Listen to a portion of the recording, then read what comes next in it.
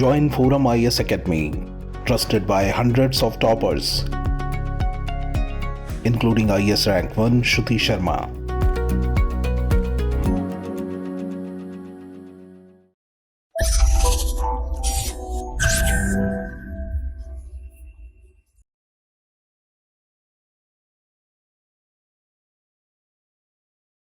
Good evening, aspirants. Welcome to the Hindu News Analysis discussion brought to you by ForumIAS for the date 27th Feb 2023.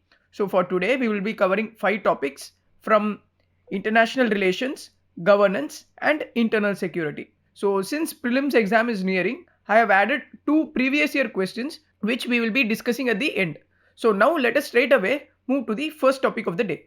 First topic, SC intrigued by the lack of protection officers for domestic violence cases. The news is that Supreme Court has asked the government of India regarding the status of Mission Shakti. See, earlier the union government had shared a document regarding domestic violence in the country with the Supreme Court. In that document, the government says that there are nearly 4.4 lakh cases of domestic assault that are pending in 801 districts in our country. After verifying the reasons for such number of cases getting accumulated, the court found that there are not enough number of protection officers to enforce this anti-domestic violence law in the field. So, after knowing this, the Supreme Court has asked the government to give more details regarding Mission Shakti program. In this context, let us in detail know about Mission Shakti. See, Mission Shakti is a scheme which is in mission mode that aims at strengthening the medium which is required for ensuring women's safety, security and empowerment. It seeks to focus on strategies for improving convergence across ministries and departments and also at the different level of governance. And in addition to it, it also seeks to promote greater participation and support of panchayats and local level governance bodies. By this way, it enforces decentralized approach. In addition to it, it emphasizes on strengthening digital infrastructure support. The objective of Mission Shakti is to provide short-term and long-term services and information to all women and girls. This includes girls with differently abled or socially and educationally marginalized sections also. Thereby, women and girls who needs care and protection will be aided by the government for their holistic development and empowerment. If we take the components of the scheme, that is the Mission Shakti, it has 2 sub-schemes, namely Sambal and Samarthya. In the Sambal sub-scheme, existing schemes such as One Stop Center, Women Helpline and Beti Bachao Beti Padhao have been included with modifications, and a new component of Nari Adalat has also been added. This sub-scheme focuses exclusively on women safety and security.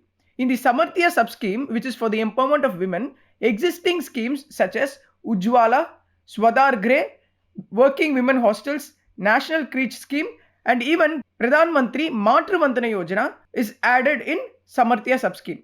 Then a new component of gap funding for economic empowerment has also been added in the Samarthya scheme. But however, the existing sub-schemes of Mahila Shakti Kendras and Mahila Police Volunteers have been discontinued. Let us know about these schemes in brief so that we could use them in mains answer writing. First is One Stop Center. The scheme of One Stop Center is implemented from April of the year 2015. This scheme provides integrated support and assistance to women, those who are affected by violence and those who are in distress. See, this scheme facilitates immediate emergency and non-emergency access to range of services to women. It includes like providing medical support, legal support, police assistance, psychological and counseling support to women, so that women are prepared to fight against any form of violence that are committed against them. And know that presently one-stop centers are being set up in each district of the country. Next is the Women Helpline. The Women Helpline provides toll-free 24 hours telecom services to women, those who seek support and information. By this way, this helps women by connecting them with emergency response support system for all emergency services. It includes connecting with police, fire, ambulance services and also with the one-stop centers. This emergency helpline will therefore enable women to connect with statutory officers like dowry prohibition officers, child marriage prevention officers and even with protection officers. Next is the Beti Bachao Beti Padhao scheme. See, this scheme was launched on Jan month of 2015, and know that it is a tri-ministerial effort. That is, it is jointly implemented by Ministry of Women and Child Development, Ministry of Education, and Ministry of Health and Family Welfare. Now, the Ministry of Skill Development as well as the Ministry of Minority Affairs have been added as a partner to the scheme, and this scheme aims to achieve following goals like improving the sex ratio at birth by 2 points every year, then improving the institutional delivery, that is the percentage of institutional delivery, or to sustain the rate of institutional delivery to 95% or above. Then it focuses on increasing in enrollment at secondary education level by at least 1% among girls or women every year. And then to decrease the dropout rate among girls at secondary and higher secondary levels. Then the fifth point is to raise awareness about menstrual hygiene management. Next is a new component called Nari Adalat. This component provides women with an alternate grievance redressal mechanism. That is, this helps women in resolving cases of petty nature faced by women at the Gram Panchayat level. Know that the Nari Adalats are nothing but women collectives that will be formed by committed and socially respected women in the village level. This platform will also be utilized for engaging with the public for awareness generation and getting feedback for improvement in the scheme which are related to women. And even effective public delivery of services is achieved through Nari Adalat. By this way, the participation and protection of women are ensured in the society. And since this article has mentioned about the protection of women against the Domestic Violence Act, let us see about that in brief. See, the Protection of Women from Domestic Violence Act was enacted in the country to protect women from domestic violence. The act itself defines the term domestic violence. According to the Section 3 of the Domestic Violence Act of 2005, domestic violence includes not only physical beating, even committing emotional, mental, sexual, financial forms of cruelty within home or offense under this law.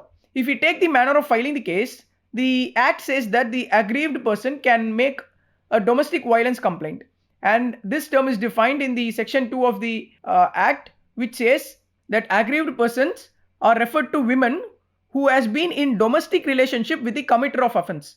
And know that the domestic relationship refers to relationship between two people who live together in a shared household. So by this way, even the live-in relationship comes under the ambit of this law. Another important fact is that the protection officer is appointed by the state government under the Section 8 of the Domestic Violence Act of 2005 only.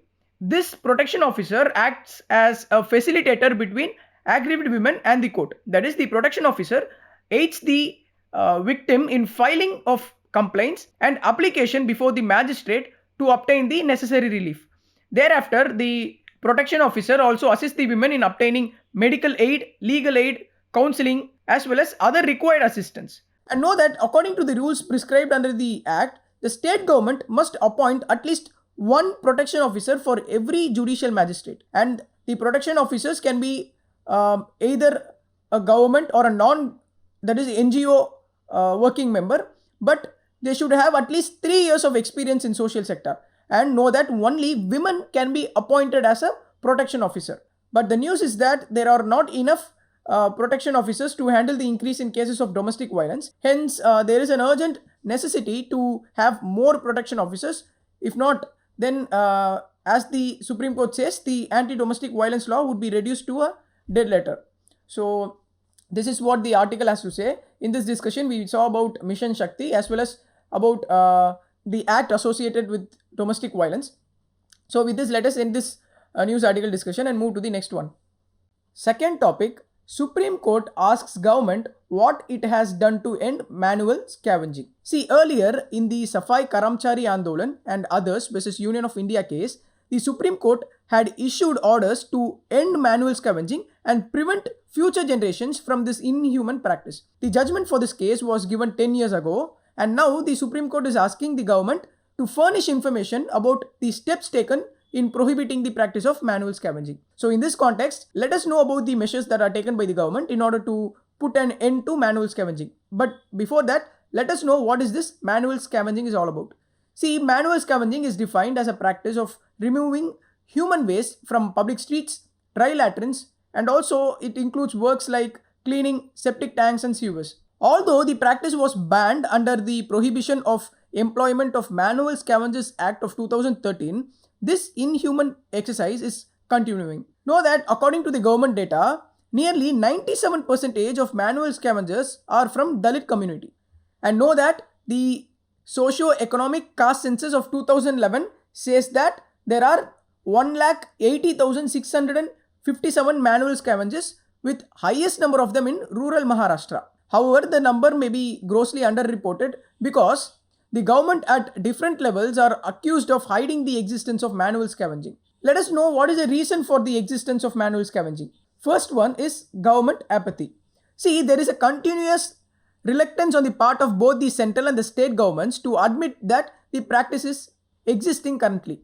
In a reply to a question in Parliament also, the government said that there is no report of people currently engaged in manual scavenging, and so there is no death that is reported due to the practice in last 5 years. Second thing is social issue. See, this practice is driven by caste, class and income divides. Know that it is linked to India's caste system, where so-called low castes are expected to perform this job. And third issue is related to outsourcing. Most often, the local bodies which are responsible for ensuring sanitation in villages and urban areas outsource these work. That is, the sewerage and drainage cleaning tasks are given to private contractors. These private contractors are accused of not providing safety equipments, and they even fail to maintain roles of sanitation workers. Next is the half-hearted rehabilitation. See, the government schemes provide for one-time cash assistance of nearly rupees 40,000, sometimes even skill development training and capital subsidy for self-employed projects are given. But the lack of reliable database on the number of manual scavengers makes these efforts futile. Next, let us know about the steps taken. First is the enactment of Prohibition of the Employment of Manual Scavengers Act of 2013. This law intends to eliminate insanitary latrines and prohibits employment as manual scavengers. It also prohibits hazardous manual cleaning of sewers and septic tanks. Next is the SC/ST Atrocities Act of 1989. See, it became an integrated guard for sanitation workers, as more than 90% people employed as manual scavengers belong to AC community. This is an important landmark to free manual scavengers from designated traditional occupation. Next is self-employment scheme for rehabilitation of manual scavengers. See, this scheme was launched by the Ministry of Social Justice and Empowerment, and this scheme aims to rehabilitate manual scavengers and their dependents in alternate occupation, and know that it is in a time-bound manner. Next is the Supreme Court Order 2014.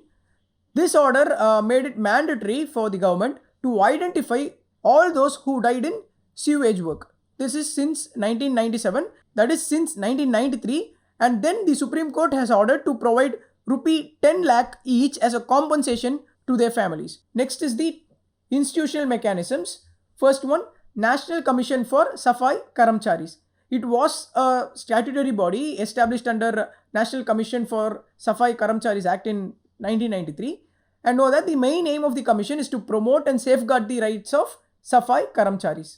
Next is National Safai Karamcharis Finance and Development Corporation. See, this corporation is given with a mandate to build capacity at the local level and provide mechanized desludging trucks and financial assistance to sanitation workers. Next is Swachh Bharat Mission.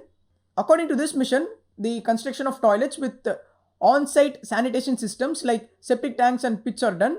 And we know, right, dry sanitary latrines are prohibited to use. So this Swachh Bharat Mission takes steps to replace this dry sanitary latrines.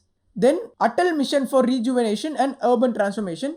This scheme led to the development of infrastructure like sewerage networks and sewerage treatment plants across 500 cities. So these are the points that we can use in mains writing, and know that these are the steps that are taken by the government of India to prohibit the employment of manual scavengers.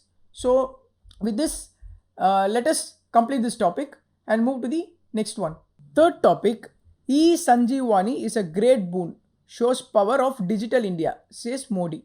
In 98th episode of his radio address, that is Man Ki Baat, our Prime Minister Narendra Modi said that experiments such as E-Sanjeevani application had ensured medical services to people living in far-flung areas of the country. In this way, he appreciated the efforts in implementing Digital India program across the country with special reference to e-Sanjeevani application. So in this context, let us know about e-Sanjeevani and about e-governance application that are undertaken by the government.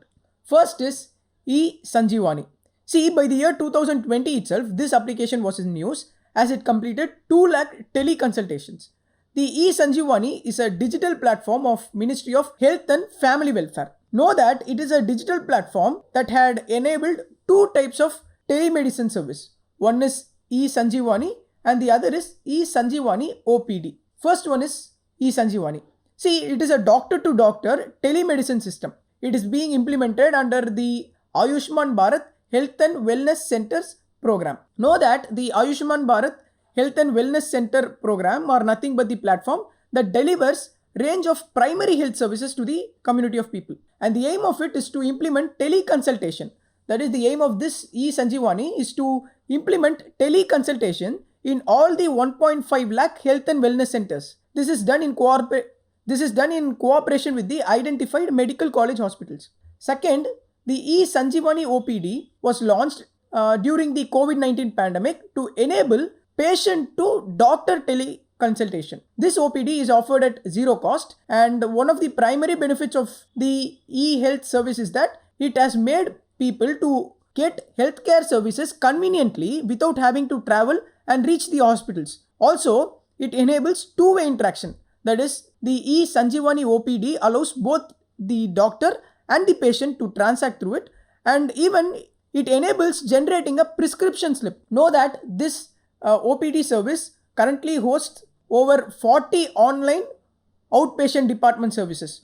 More than half of these are specialty outpatient departments. That is, it includes gynecology, psychiatry, antiretroviral therapy for the AIDS, HIV patients, etc. This is all about the application. And here know that both the platforms have been developed by the Center for Development of Advanced Computing, which is located at Mohali. Now let us see initiatives for e-governance in healthcare service delivery. First is Swasth. It is a coalition of over 100 healthcare specialists in private sector to launch telemedicine application. And under this program, it aims to deliver equitable and affordable healthcare to all Indians, cutting across geographical and income barriers. And know that it is an open source platform which complies with government's National Digital Health Mission. And the application facilitates interaction between registered medical practitioners and patients through multiple mode of videos and telephony. Second is Arogya Setu. It was launched during the COVID-19 pandemic only. It facilitates effective contact tracing. That is, it allows people to assess their risk of getting infected based on the location and interaction with other people. Third one, CoWIN application. See, this is a repository of COVID-19 vaccination data, and it acts as a platform that allows people to register for COVID-19 vaccine. By that way, it helps in tracking the pace of vaccination during the pandemic. In addition to these, numerous platforms have been launched by the government for tracking service delivery. These includes Nikshay platform for tracking TB patients, and then the mother and child tracking systems, which helps in monitoring pregnant women and children under the age of 5. Know that according to the recent data, the market size of telemedicine in India is around $830 million in 2019, and it is projected to increase to $5.5 billion by 2025. So what is clear from these trends is that healthcare sector is moving towards the digital transformation. So the government should put additional efforts regarding e-governance in healthcare sector. Only then they could equip doctors and hospitals to deliver accurate diagnosis and treatments to patients using the latest technologies. So that is all about this news article. Let us move to the next one now. Fourth one, militants gun down Kashmiri Pandit, new terror outfit claims hand in killing. The news regarding the violent act that is reported once again in the Union Territory of Jammu and Kashmir. See, last week, unfortunately, a Kashmiri Pandit was killed by a militant in the Union Territory. As a response to it, the Lieutenant Governor of Jammu Kashmir has said that security forces were given a free hand to search and prosecute the perpetrator. And here, many political parties in the state has expressed their grief over this attack, and also condemned the violent act which is committed. So from this news discussion, let us know about the steps that are taken by the government of India in order to reduce militancy in the region. This will help you in writing mains answers when questions are asked from this area. See, Jammu Kashmir has been affected by terrorist and secessionist violence which is sponsored and supported from across the border. This is happening for more than 3 decades, and the government has adopted various countermeasures to neutralize the effort and to reduce the capabilities of militants in disturbing peace in the region. Let us see it one by one. First, to support the government of Jammu and Kashmir in its initiative, the central government has been making available central armed police forces as and when necessary. Thereby, the government of India is helping to strengthen the efforts of Jammu Kashmir police. Then there are many public outreach programs like Jan Abhiyan. Through this program, more than 5 lakh Jan Abhiyan certificates have been issued. This includes certificates like domicile, community, death, birth certificates, etc. And know that more than 70,000 ration cards have been Aadhaar seeded through this program, and about 50,000 families have been covered under health insurance scheme. And then next is the Back to Village program. This is an employment participation campaign that was held at nearly 82 locations across Jammu Kashmir Union Territory. In that, 20,000 youths were covered under the employment program, where they were given 6,000 new works and nearly 4,440 sport kits were distributed among the youths. Next is the My Town, My Pride initiative. See, this is a program which was one of the major initiatives taken since 2019. This comes with the threefold focus, which is given to public outreach in towns, service delivery at doorstep, as well as strengthening the grassroots democracy. And then the public outreach program is regarding ministerial visits. See, nearly 72 union ministers have visited the union territory in last 2 years alone.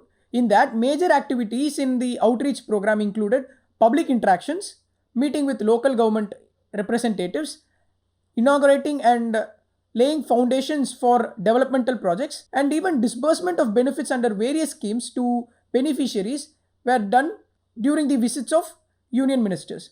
Next is the empowering of Panchayat Raj institutions and urban local bodies. See, after the revocation of Article 370 and the passing of Jammu Kashmir Reorganization Act, the provisions of 11th and 12th schedule in the constitution, which deals with local bodies, became applicable to the Union Territory of Jammu Kashmir also. Knowing this, the government of India has taken steps in decentralizing the power to local body institutions through effective devolution of funds and power.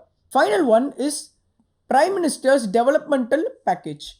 See, this is a mega development and reconstruction package announced by the Honorable Prime Minister in 2015. It comprises nearly 53 projects with an outlay of 58,477 crores. Then there is an additional program like Pradhan Mantri Gram Sadak Yojana for road construction and Jal Jeevan Mission for drinking water supply, which are carried out. These are few developmental measures that are taken in the Union Territory of Jammu Kashmir. So you can add these points while writing the mains answer with respect to strategies for countering militancy in the region. So these are the steps that are taken by the government. With this, let us end this topic discussion and move to the final topic. Coming to the final topic, Russia accuses US and allies of open blackmail ahead of G20 foreign ministers meet. See, recently the G20 finance ministers and central bank governors met in Bengaluru. In that meeting, Russia praised the role of India's presidency over G20, but at the same time, Russia issued a statement against the Western nations and said that G20 should focus on global economic issues rather than turning the focus towards international security. So in this context, let us learn about G20 from both prelims and mains point of view. See, first, G20 means group of 20 countries. It is a premier forum that deals with international economic cooperation, and G20 plays an important role in shaping and strengthening global architecture and governance on all major international economic issues. Know that G20 is an informal group. This informal group consists of 19 countries and European Union. Alongside these individual countries, it also has representatives of IMF and World Bank. G20 is getting high relevance in today's global economic spheres because the G20 membership comprises a mix of world's advanced economies as well as emerging countries, which means together the G20 comprises 80% of world's GDP, 75% of international trade, and 60% of world's population. Coming to the history of G20, know that the G20 was founded in the year 1999 after the Asian financial crisis, and after such an economic crisis, a forum for the financial ministers and central bank governors was constituted to discuss the global economic issues. This forum is what we call the G20. Then this G20, that is the forum which was constituted after Asian financial crisis, got upgraded to the level where head of the state or the government started attending the G20 meet. And in 2009, this forum was designated the premier forum for international economic cooperation. As of now, there are 19 countries alongside the European Union as a member of G20, and the list of countries are given here. You can refer to that.